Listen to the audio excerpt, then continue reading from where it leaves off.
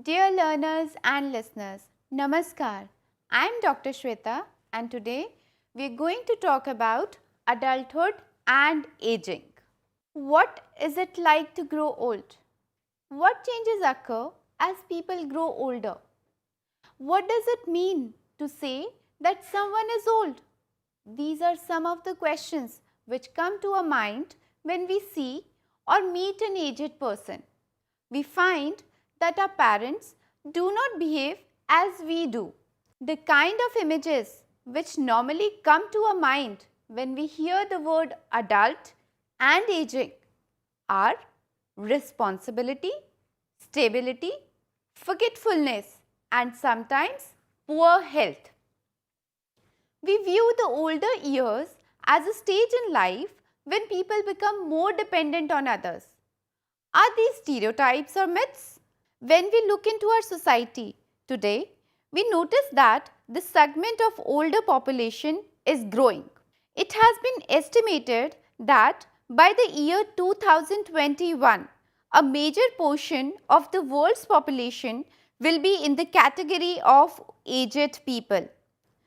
Becoming adult and growing old is a biological process, but many other developments also take place along with it.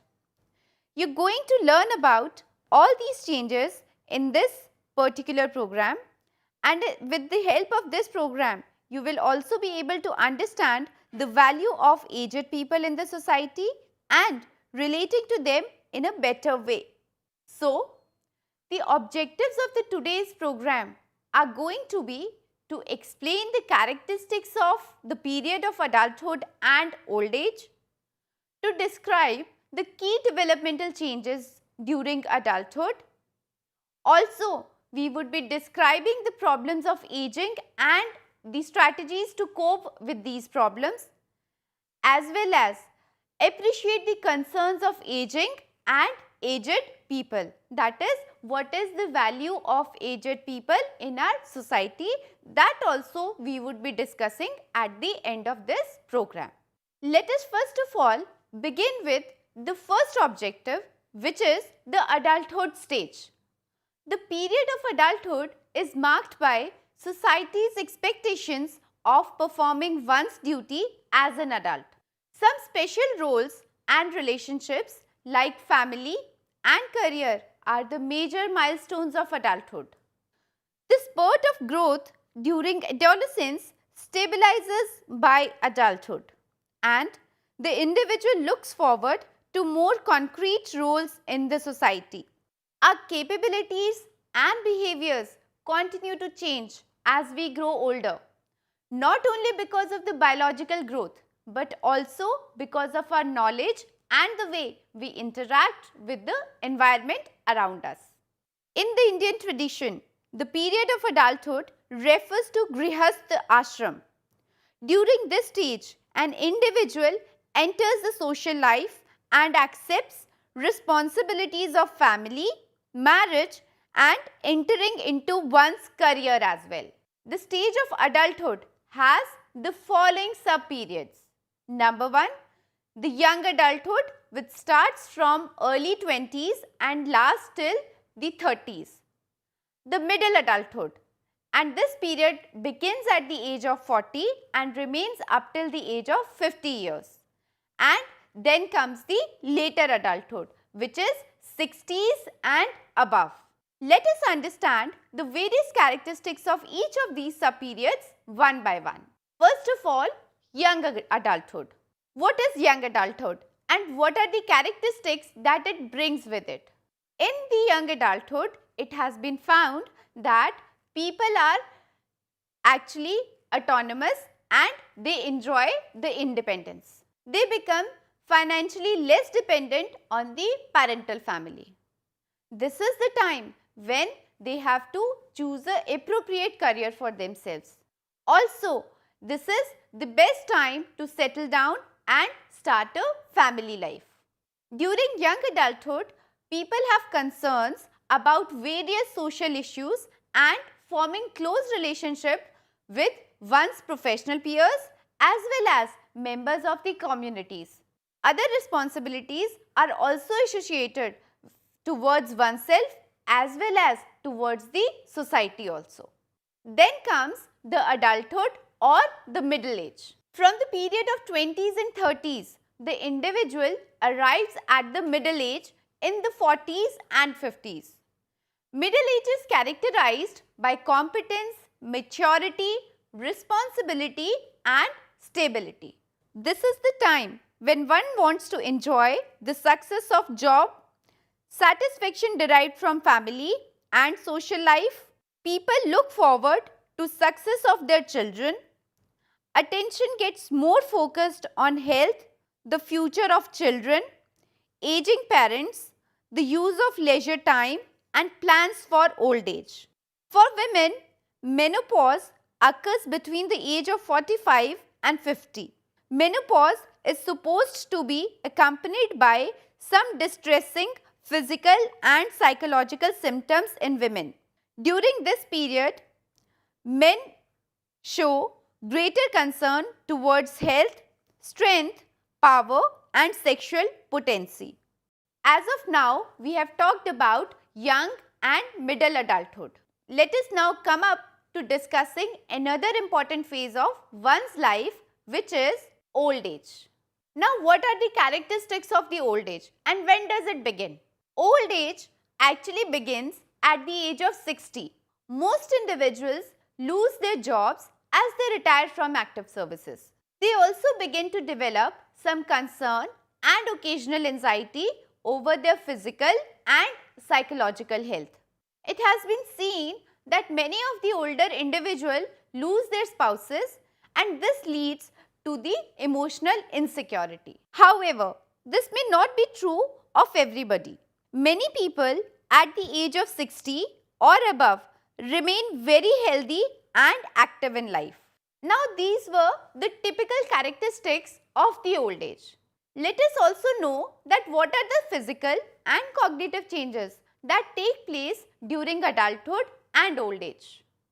With advancing age, certain inevitable and universal changes such as chemical changes in cells or gradual loss of adaptive reserve capacity take place.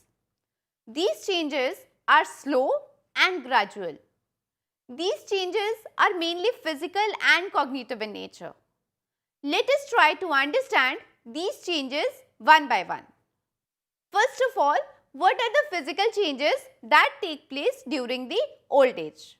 The major physical changes that come with aging are described as the external changes, the internal changes and the changes in the sensory capacities. External changes actually refers to the symptoms of growing old that can be seen in an individual. With many individuals, the symptoms of aging can be seen as graying hair, aging skin, shift in posture and appearance of wrinkles and other changes. The next come the internal changes. The internal changes refers to the symptoms of growing old that are actually not visible. These include changes in the respiratory system, gastrointestinal system, cardiovascular system and the central nervous system. That is, what are the changes that take place between all these symptoms are regarded under the internal changes. Besides the external and the internal changes, there are changes in the sensory capacities also. With advancing age, there is gradual slowdown in the sensory abilities. As you all know that we communicate with the outer world through our senses. Losing any of the senses can have profound psychological and social consequences. Now, let us also know that what are the cognitive changes that take place during old age. As we all know, cognition refers to the process by which information is acquired, stored and used. During adulthood and aging, various aspects of cognition like memory, learning, attention and speed of performance get adversely affected. The aged people often report forgetfulness, difficulty in learning new techniques and acquiring new skills. Their concentration and responsiveness to environmental stimulus decreases. Dementia and Alzheimer are some of the important diseases of the old age. In general, people become more vulnerable during old age. These were some of the problems of old age. But with these problems, solutions are also available to deal with the aging process. These are known as the coping strategies. That what coping strategies one can adopt to deal with the old age. You must be wondering whether the process of aging can be stopped or can anyone remain young throughout. We have noted that aging is a biological process. This process gets affected by many other things such as stress, tension, habits, indisciplined life, ill health, ill work habits, etc. Leading a disciplined life means giving the body enough time to rest, proper work habits, less tension, proper nutrition and spirituality. It seems that aging can be delayed, but no one can escape it. One must not deny and also accept one's age and act in a realistic but optimistic manner. Different people adopt different coping strategies to meet with the life challenges. Some of the effective coping strategies can be such as that the individuals can develop an attitude of flexibility so that one may adapt to the pressures and problems of old age. Recognizing that one has to explore new ways of coping with the life events also helps in dealing with the stress which is associated with the old age. It has also been found that the greater use of information seeking and problem solving strategies rather than withdrawing or isolating helps to deal with the stress that is associated with the aging process. Increasing self-confidence, self-reliance, developing healthy attitude about one's strengths and weaknesses also helps a lot during the old age. Learning and maintaining effective coping skills and adopting an active approach towards the environment also comes as a boon during the old age. Now, let us know that how the social support can help in the aging process. Enlarging social network is another means of coping with the life's problem. Participating in various group activities such as joining clubs helps in dealing with the stress which is associated with the old age. Certain organizations for informal social interactions are found very helpful for the aged. Building a social network of people of their own age group in neighborhood or elsewhere provides them with greater opportunity to share their life circumstances and find emotional expressions for their existing problems. This was all about the changes that occur in the old age and how we can deal with those changes. But the last objective of the today's program was to throw light on the importance of the aged people in the society. One of the reasons for the growth of Indian society is its multi-generational structure, which means staying of many generations together in one family. This phenomena is expressed in the form of joint family system.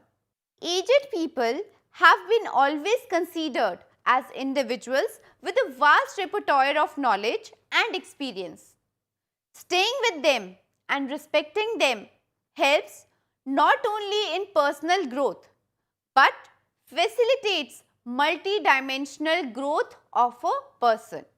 This was all about today's program, in which we could understand that what is adulthood and aging, what are the characteristics of these ages and how we can deal with the stress and strains of life during this phase. But before I end up, I would like to conclude that what we have gained from today's program. So first of all, we discussed that some special roles and relationships like family and career are the major milestones of adulthood.